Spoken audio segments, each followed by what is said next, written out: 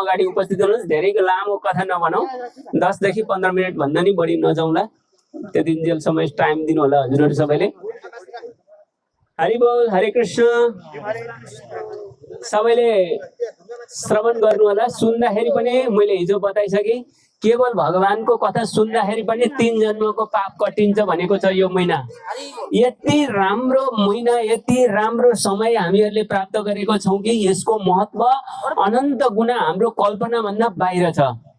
आज त बहुत महत्त्वपूर्ण यो धरतीकै, यो पृथ्वीकै सबैभन्दा पहिलो तीर्थस्थल हामी तीर्थस्थलको स्थानमा हामी आएका छौँ। सप्तगण्डकीमा हामी स्नान गर्यौं र यसको महिमा, यसमा आएर यो पुरुषोत्तम महिनामा आएर तपस्या गर्नु, पुरुषोत्तम महिनाको तपस्या गर्नु भनेको चाहिँ 1000 जन्मसम्म गरेको, 1000 जन्म है, फेरि म अर्थ नसोच्नु होला, 1000 जन्म, एक जन्म, 2 जन्म, 3 जन्म होइन, 1000 जन्मसम्ममा हजुरहरूले घोर तपस्या गरेको फल चाहिँ केवल यो 1 महिना पुरुषोत्तम महिनामा चाहिँ प्राप्त हुन्छ। हरिनाम संकीर्तन की जय, श्री पुरुषोत्तम महिना की जय। त्यस्तो महत्त्वपूर्ण स्थानमा हामी आएका छौँ। एक त बराहको सबैभन्दा पहिलो तीर्थस्थल र भगवान बराह क्षेत्र सौभाग्यले प्राप्त भएको छ हामीहरूलाई। र यो दिनमा चाहिँ बिहान ब्रह्म मुहुर्तमा उठेर अनिवार्य गङ्गाजीमा स्नान गर्नु भनेर शास्त्रमा लेखिएको छ। यदि गङ्गाजीको तटमा जान सकेन भनेदेखि चाहिँ हामीहरू कुनै त्यस्तो नदी अथवा कुनै ठाउँमा गएर नुहाउन सक्छौँ। त्यो पनि छैन, तलाउ पनि छैन, कुवा पनि छैन भने अनि धारो, अन्तिम धारो भनेको छ, घरको धारोमा नुहाउन सक्छौँ। ब्रह्म मुहुर्तमा उठेर नुहाउनु पर्दछ र भगवान बराहदेवको क्षेत्रमा आउन पायौँ, सौभाग्य, स्नान गऱ्यौँ, सबैले स्नान गर्नुभयो र यो अझ सौभाग्य हामीहरूलाई। भगवानको बराहदेवको यो चाहिँ हामीहरूले चाहिँ बुझ्नुपर्छ कि मान्छेहरू सबै कतिपय चोरहरू हुन्छन्, कतिपय के चोर्छन्, कसो चोर्छन्, तर यो पृथ्वीलाई नै चोरेर लगेको थियो एक दिन एकजनाले। पृथ्वीले चोरेर लगेर एउटा रसातलमा लुकाइदिएको थियो। आज हामी जुन पृथ्वीमा यहाँ निवास गरेका छौँ, र त्यतिखेर चाहिँ सबभन्दा पहिला सत्ययुग भन्दा नि अगाडि नै ब्रह्माजीले जब यसो सबैलाई आफ्नो प्रकट गर्नुभयो र सृष्टि गर्न जान भन्नुभयो, कसैले सृष्टि गर्न हामी त मायामा फस्दैनौँ भन्नुभयो।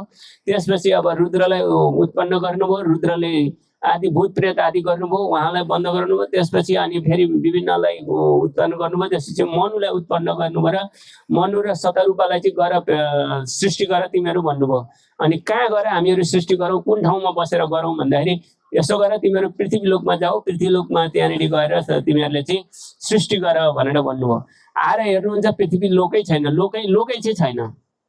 अरू सबै लोकान्तर, चन्द्रलोक अनि शिशु ग्रहहरू आदि सबै लोकहरू, विभिन्न स्वर्गलोक आदि सबै छ, तर पृथ्वी लोकै छैन। कहाँ गयो त पृथ्वी लोकै छैन त, यो पृथ्वीमा यहीँ हुनुपर्ने। फेरि ब्रह्माजी कहाँ जानुभयो, प्रभु हे पिताश्री पृथ्वी लोकै छैन, कहाँ छ पृथ्वी, हामीले त भेटेनौँ भने।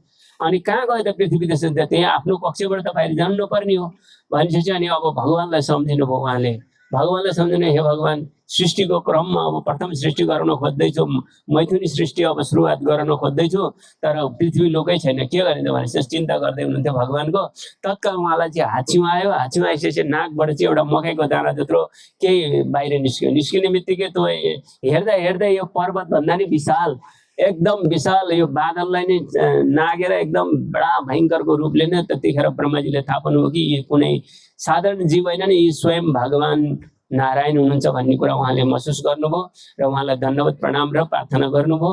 र बराहदेव भगवान की जय, श्री बराहदेवको त्यसरी प्रकट भयो र उहाँले चाहिँ पृथ्वीलाई निकाल्नको लागि चाहिँ गर्भोदक सागरमा चाहिँ उहाँ चाहिँ त्यहाँ डुबुल्की लाउनुहुन्छ। गर्भोदक सागरको रसातलमा लगेर चाहिँ हिरण्यक्षले चाहिँ त्यो पृथ्वीको सबैभन्दा पहिलो असुर र भयङ्कर असुर जो हिरण्यक्ष र हिरण्यकशिपु थिए, र हिरण्यक्षले चाहिँ पृथ्वीको ग्रहलाई नै लिएर गएर चाहिँ तल रसातलमा लुकाएको थियो। र त्यहाँनिर चाहिँ गएर बराहदेवले गएर त्यहाँनिरबाट आफ्नो पृथ्वीलाई आफ्नो कक्षमा लिएर आउनुहुन्छ। त्यतिखेर बराहदेवको र हिरण्यक्षले चाहिँ बराहदेवलाई आक्रमण गर्न खोज्छन्। पृथ्वी भयभीत हुनुहुन्छ। पृथ्वी भयभीत भइसकेपछि उहाँले चाहिँ यो असुर त भयङ्कर शक्तिशाली छ, वराहदेवले के चाहिँ गर्न सक्दैनन् भन्ने कुरा सोच्नुहुन्छ। तर अब उहाँले पृथ्वीलाई त्यो भयबाट बचाउनको लागि पृथ्वीलाई ल्याएर आफ्नो अर्बिटमा आफ्नो कक्षमा स्थापना गरिदिनुहुन्छ। त्यसपछि असुरसँग युद्ध गर्नुहुन्छ र असुरलाई अनि भयङ्करको युद्ध हुन्छ, त्यहाँनिर चाहिँ भयङ्कर ठुलो युद्ध हुन्छ र युद्ध भइसकेपछि अनि त्यो वराह भगवानले चाहिँ असुरलाई वध गरेर चाहिँ अनि यो पृथ्वीलाई चाहिँ निकाल्नुहुन्छ। त्यही वराह क्षेत्रको यो प्रथम तीर्थस्थल यहाँनिर गनिन्छ। यहाँका अरू अन्य विभिन्न लीलाहरू पनि छन् भगवानका। त वराहदेवको यो प्रथम तीर्थस्थलमा हामी आउनु पाउनु नै सौभाग्य हो र भगवान सबैका निम्ति बराबर हुनुहुन्छ।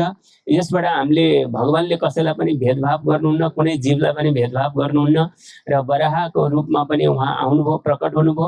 उहाँले चाह्यो भने जुनसुकै समयमा जुनसुकै रूप पनि लिन सक्नुहुन्छ र जुनसुकै अवस्थामा पनि उहाँले चाहिँ यो कसैलाई पनि संहार पनि गर्नुहुन्छ, सृष्टि पनि गर्नुहुन्छ। यो भगवानको विशेषता हो र भगवान श्री वराहदेवको क्षेत्र हो। भगवान श्री वराहदेवले चाहिँ यहाँनिर चाहिँ आएर चाहिँ उहाँको पाउ परेको ठाउँ पनि हो र यसलाई पृथ्वीलाई निकाल्ने बेलामा यो दारामा स्थल छोएको ठाउँ पनि हो र भगवान श्री वराहदेव की जय, श्रील प्रभुपाद की जय, श्री पुरुषोत्तम मास की जय। र यसरी चाहिँ भगवान वराहदेवको हामी लीला अरू पनि छ, निकै कथाहरू छ, हामीसँग टाइम कम छ, हामी अगाडि बढ्नेछौँ।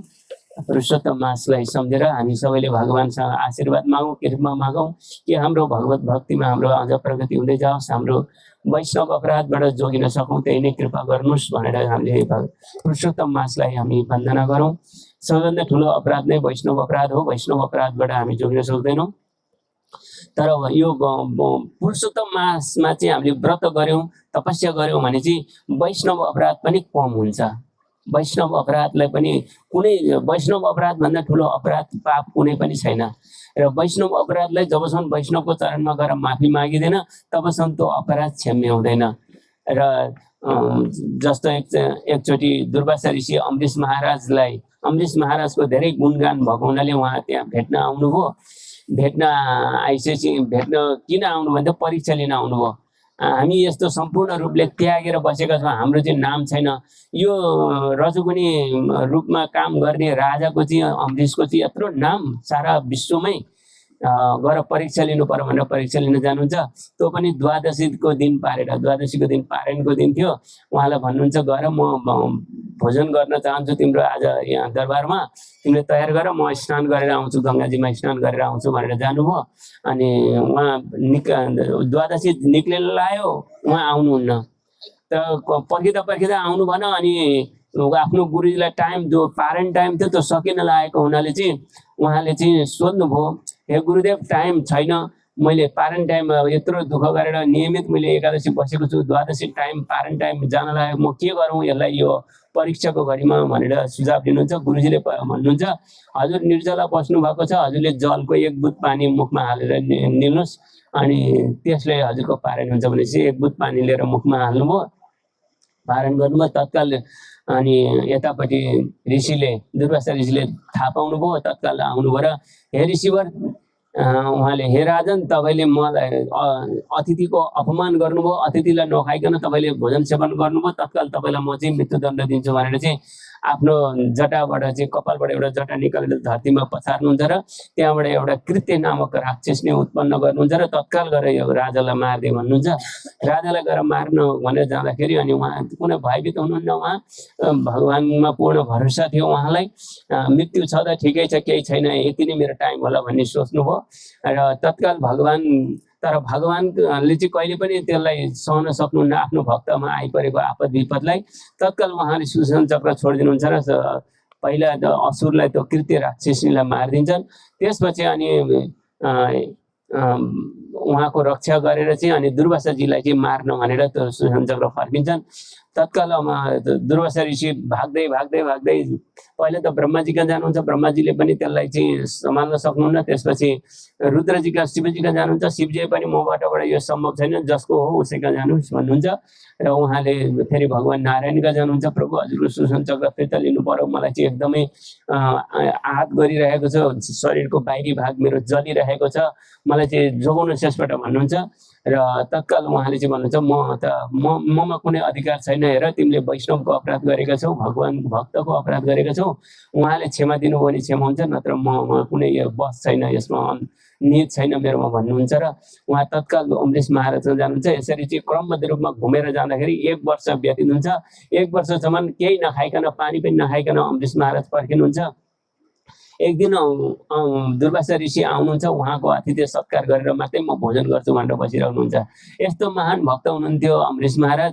र दुर्वासा ऋषि आउने बित्तिकै साष्टाङ्ग दण्डवत गर्नुहुन्छ राजालाई, अमरेश महाराजलाई। र अनि मबाट अपराध भयो भगवान भक्तको चरणमा, मलाई क्षमा गर्नुहोस्, सुदर्शन चक्रलाई हजुरको कृपाले रोकिदिनुहोस् भन्नुहुन्छ। र अनि उहाँले प्रार्थना गर्नुहुन्छ। तत्काल अमरेश महाराजले हे सुदर्शन चक्रको प्रार्थना गर्नुहुन्छ, हजुरले चाहिँ मैले गरेको केही भक्ति छ भनेदेखि हजुरले चाहिँ उहाँलाई क्षमा गरिदिनुहोस् र मेरो भक्ति जति पनि मैले पुण्य गरेको छु त्यो पुण्य सबै दुर्वासा ऋषिलाई दिन्छु भन्नुहुन्छ। र अनि दुर्वासा ऋषिलाई जोगाउनुहुन्छ त्यसरी। अनि दुर्वासा ऋषि आफै आश्चर्य मान्नुहुन्छ, बा यत्रो जीवनभरि गरेको तपस्या, मेरो तपस्या त के थियो र, मैले उहाँको अगाडि त मैले त केही पनि देखिनँ। त्यत्रो तपस्या मलाई प्रदान गर्नुभयो, मलाई जोगाउनु भयो, र भगवानको वैष्णव भक्त भनेका यस्ता हुँदो रहेछन् भन्ने सोच्नुभयो। त यहाँबाट के थाहा हुन्छ भनेदेखि भगवानको भक्तहरूलाई चाहिँ दुर्वासा ऋषिलाई किन सुदर्शन चक्रले मार्न चाहिँ सकेन त, मारेन त भन्दाखेरि उहाँले पूर्व कालमा चाहिँ यो पुरुषोत्तम महिनाको महात्म्य सुनेर व्रत बस्नु भएको थियो।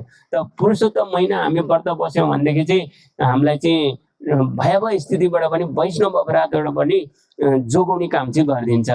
त दुर्वासा ऋषिलाई नमारेर बाहिरी छाला मात्रै अलिअलि डराएको थियो सुदर्शन चक्रले। त उहाँलाई चाहिँ लखटेर भयभीत गराइरहेको थियो, पीडा दिइरहेको थियो। तर जब भक्तकै चरणमा आएर माफी माग्नुभयो त उहाँलाई चाहिँ क्षमा माग्नुभयो। त उहाँलाई चाहिँ त्यसबाट सुदर्शन चक्रबाट अमरेश महाराजले चाहिँ माफी माग्नुभयो र उहाँलाई चाहिँ कृपा गर्नलाई प्रार्थना गर्नुभयो। त यो पुरुषोत्तम महिना यति महत्त्व छ कि पुरुषोत्तम महिना केवल व्रत बसेको भरमा नि वैष्णव अपराधबाट पनि हामी जोगिन सक्छौँ, जोगिन्छौँ। ठुलो भयावह स्थिति चाहिँ हुँदैन। त पुरुषोत्तम महिना आफैमा यति महत्त्वपूर्ण छ। श्री पुरुषोत्तम महात्म्य की जय, श्री प्रभुपाद की जय, भगवान श्री वराहदेव की जय, हरि बोल, सम्पूर्ण वैष्णव भक्त वृन्द की जय।